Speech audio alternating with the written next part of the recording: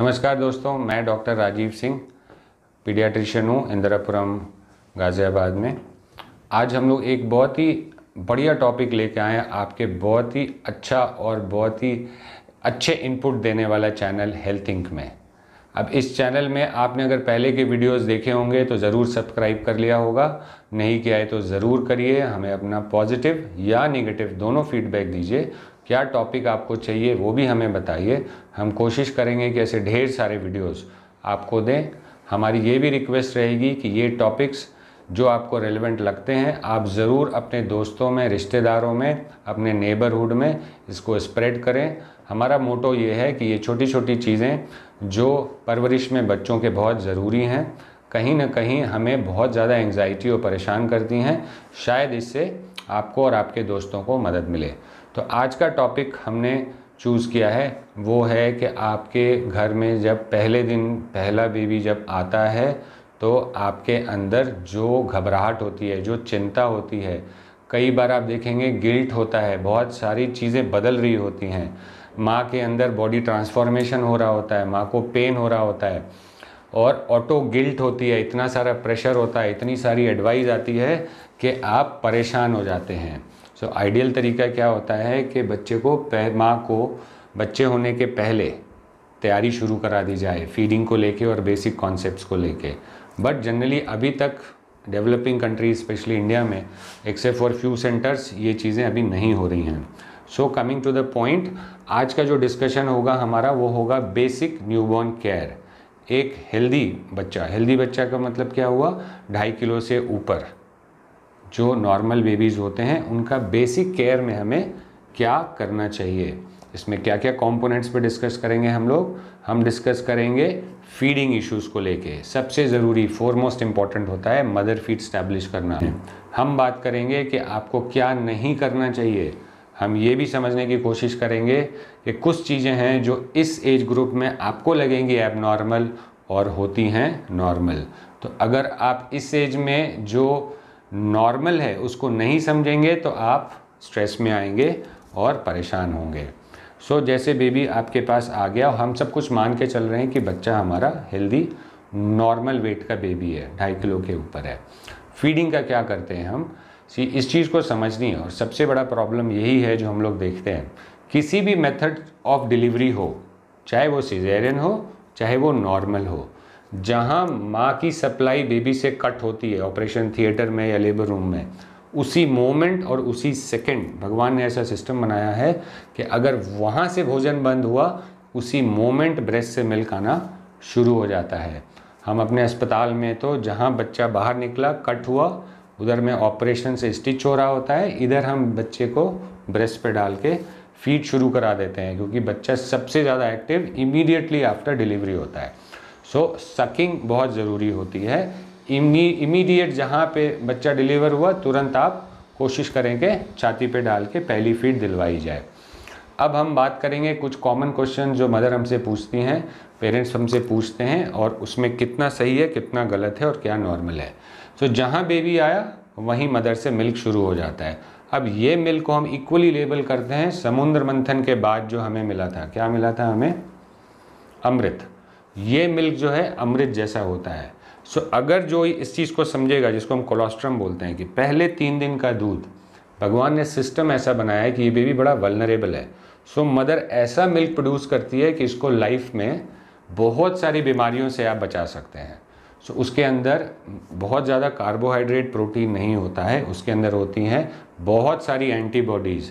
कौन सी एंटीबॉडीज़, वो एंटीबॉडीज़ जो मदर को बचपन से उस टाइम तक जितने इन्फेक्शन हुए हैं वो एंटीबॉडीज़ मदर के अंदर हैं।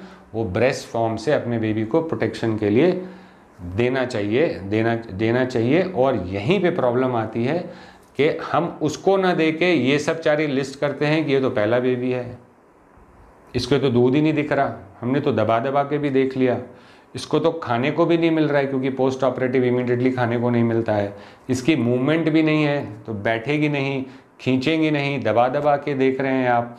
सो आपको इसको तो मिल्क नहीं है, फिर क्या करते हैं हम लोग, डब्बे का दूध देना शुरू करते हैं। जब आप डब्बे का दूध देते हो तो क्या होगा, बच्चा उस टाइम लेके आराम से लंबा सो जाएगा। जब सो जाएगा तो सकिंग नहीं करेगा। जब सकिंग नहीं करेगा तो गोल्डन रूल क्या है मदर को दूध बढ़ाने के लिए, सकिंग करनी चाहिए। किसी दवाई से मिल्क उतना नहीं बढ़ेगा जितना नॉर्मल नेचुरल सकिंग से बढ़ेगा। सो आपको बहुत चीज़ें सिंपल रखनी है। बेबी रोया, आपने ब्रेस्ट पे डाल दिया। अब सवाल आता है कि कितना ml दूध पी लिया। ये तो 2 ही मिनट पी रहा है, ये तो 17 मिनट पिया था कल, आज 7 मिनट पी रहा है। ड्यूरेशन ऑफ फीड हमें नहीं डिसाइड करनी है, कितने देर बच्चा पिएगा वो बच्चे के ऊपर छोड़ दीजिए। अब हमें कैसे समझना है कि बच्चे ने पेट भर लिया, क्योंकि क्वांटिफाई तो आप कर नहीं पाओगे कि ब्रेस्ट मिल्क कितना ट्रांसफ़र किया। सो बेबी रोता है, रूल नंबर 1 ध्यान से समझना है इसको। रूल नंबर 1, बच्चा रोया, आपने ब्रेस्ट पे डाल दिया, और बच्चा अगर 2 घंटे सो गया तो उसने पेट भर के दूध पी लिया। इसी को आप रिवाइज करते रहो बस। रोता है, ब्रेस्ट पे जाता है और 2 घंटे सोता है, तो ऐसा क्या हो गया ब्रेस्ट पे कि उसने जाके वो सो गया 2 घंटे, क्योंकि उसको एडिक्वेट फीड मिल गया।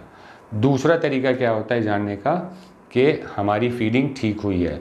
ये रूल आता है, रूल नंबर 2 आता है 3 दिन के बाद। 3 दिन मतलब घंटों में, 72 घंटे के बाद आपको देखना है यूरिन आउटपुट बच्चे का। अगर बच्चा 6 से 8 पेशाब कर रहा है 24 घंटे में, रफली आप इतनी फीड देते हो, तो आपका बच्चा अच्छा दूध पी रहा है, जब भी तो 6 से 8 पेशाब होगी। सो न्यूबॉर्न में सारा लॉजिक चलता है। 8 बार पेशाब कोई भी क्यों करेगा, क्योंकि उसका लिक्विड इंटेक अच्छा रहेगा, और लिक्विड ही उसकी डाइट है। तो उसको पॉटी से कोरिलेट नहीं करना है। पॉटी पे हम लोग एक अलग 2 लाइन का डिस्कशन बाद में करेंगे। अब बच्चे को दूसरा सवाल आता है कितनी कितनी देर पे दूध पिलाया जाए। सो बहुत सारी जगह पे ये आता है आपको काउंसलिंग में कि हर 2 घंटे पे पिलाओ।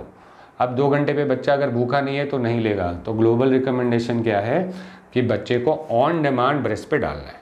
मतलब बच्चा जब रोया आप ब्रेस्ट पे डाल दो, 2 घंटे सो गया, उसका पेट भर गया। थिंग्स लाइक कि मेरा तो पहला बेबी है, मुझे दर्द हो रहा है, मुझे खाने को नहीं मिल रहा, मुझे दबा दबा के देख लिया नहीं ले रहा है, इस चीज़ों को भूल जाना है। अब एक सिचुएशन ये आई कि 2 घंटे के पहले बच्चा उठ के रोने लगता है, तो आपको क्या करना चाहिए? तुरंत दौड़ के आपको डब्बे का दूध नहीं देना है। फिर अगर आप फिट एंड फाइन हैं, मोटिवेटेड हैं, तो वापस लैच कराइए। उसका फ़ायदा क्या होगा, 1-1.25 घंटे के बाद अगर वो उठा, इतना तो समझ में आ गया कि प्रीवियस वाला पूरा पेट नहीं भरा था।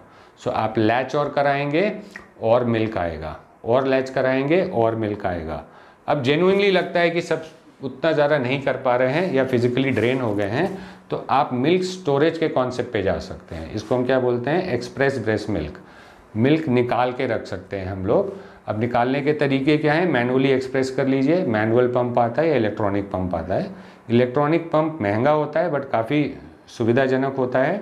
मैनुअल वाले में थोड़ा पेन ज़्यादा हो जाता है और मेहनत भी ज़्यादा लग जाती है। अब इसको आप निकाल के 6 घंटे कमरे पे रख सकते हैं, 24 घंटे फ्रिज की डोर में रख सकते हैं।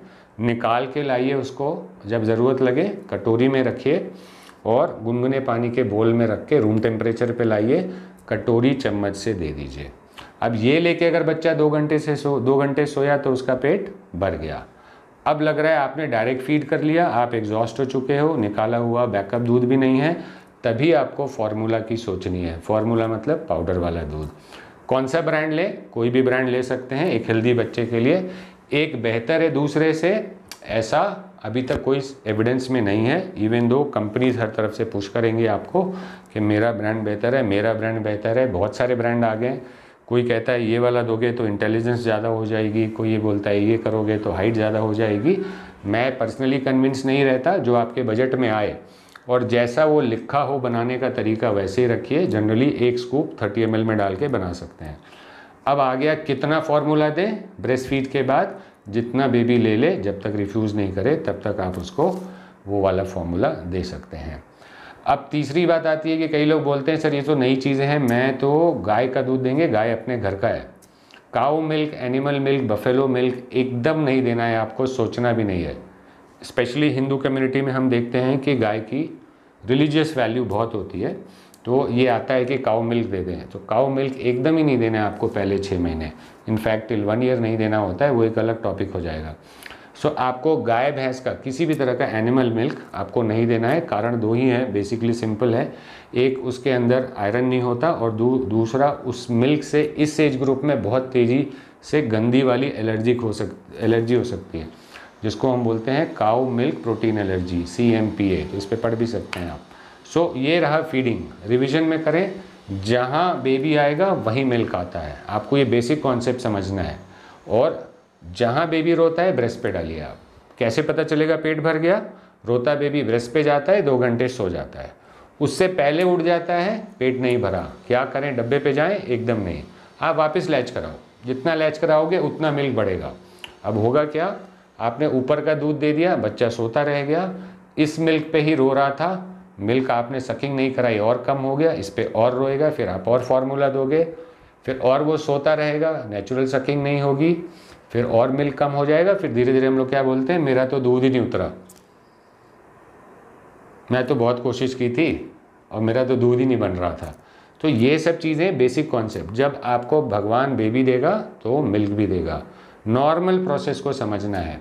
आपको हेवी ब्रेस्ट जो दिखेगा वो दिखेगा आपको 72 आवर्स, 3 दिन के बाद आपका ब्रेस्ट हेवी हो जाएगा, होगा उसी मदर का जिसने ये समझा है कि पहले 3 दिन अमृत वाला दूध, सकिंग कराती रहूँगी, बेबी आए तो मिल्क भी आएगा, चौथे दिन दूध भर जाता है। तो ये तो रही बेसिक फीडिंग की चीज़ें। सो एडिक्वेसी ऑफ ब्रेस्ट फीड के कॉन्सेप्ट्स क्या है हमारे? 2 घंटे बेबी का सोना, 3 दिन बाद 6 से 8 पेशाब 24 घंटे में होना। महीने में पता करना है कि मेरा बेबी कैसा चल रहा है फीडिंग में, तो आपको वेट गेन देखना है। वेट गेन क्या होता है? शुरू में आप 7 से 10 दिन वेट लूज़ करते हैं, 10-15% बर्थ वेट से, और उसके बाद 25 से 30 ग्राम पर डे, मतलब 750 to 900 ग्राम पर टोटल मंथ में बढ़ जाता है। तो ये तो रही फीडिंग से रिलेटेड चीज़ें। इंपॉर्टेंट चीज़ है कि बॉटल की तरफ नहीं जाना है। आप बॉटल की तरफ जाओगे, बच्चे को 2 निप्पल मिलते हैं, एक मदर वाला जिसमें मेहनत है, एक बॉटल वाला जो लिप मूवमेंट से आ जाता है। तो ऑब्वियसली कोई भी ह्यूमन बीइंग क्या करता है, नेचुरली जहाँ मेहनत न करनी पड़े वो काम करता है। तो आप उधर दोगे तो आपका मिल्क जब आ भी रहा होगा तो भी बच्चा रिफ्यूज़ कर देगा और चला जाएगा बॉटल फीड पे। सो बॉटल पे आपको क्या मिलेगा? ग्रोथ मिल जाएगी, इम्यूनिटी नहीं मिलेगी, इन्फेक्शन फ्री मिलेगा। मदर फीड पे आपको गारंटी लेके जाओगे कि टमी का इन्फेक्शन नहीं होगा, क्योंकि ह्यूमन बॉडी से माउथ में सीधा चला गया, बीच में कोई इन्फेक्शन का सोर्स नहीं है, कोई प्लास्टिक नहीं है, कोई बॉइलिंग नहीं है, कोई पानी नहीं है, कोई हैंड मूवमेंट, सोप, कुछ भी नहीं है। सो ये समझना है। ब्रेस्ट फीड में और क्या होगा, बच्चा बहुत इंटेलिजेंट निकलेगा। सो स्टडीज़ बताती हैं 8 IQ पॉइंट्स ज़्यादा मिलते हैं ब्रेस्ट फीड बेबी में। बच्चा थिन एंड लीन मिलेगा, जो एक बहुत रेयर एंटिटी होती जा रही है with time, specially urban India में। इंटेलिजेंट ज़्यादा होगा, इन्फेक्शन कम होगा, नॉन कम्युनिकेबल डिजीज़ से बचेगा। आज की डेट में डेथ रेट किस चीज़ से ज़्यादा है? पहले होता था डायरिया निमोनिया से बड़े लोग मरते थे, अब मरते हैं स्ट्रोक से, हार्ट डिजीज़ से, लाइफस्टाइल वाली डिजीज़ से। सो बच्चा कम मोटा निकलेगा, एस्थमा कम होगा, डायबिटीज़ कम होगी, हाइपरटेंशन कम होगा। ये लॉन्ग टर्म इन्वेस्टमेंट है जो अभी नहीं दिखेगी आपको। सो ये रहते हैं फ़ायदे ब्रेस्ट फीड के।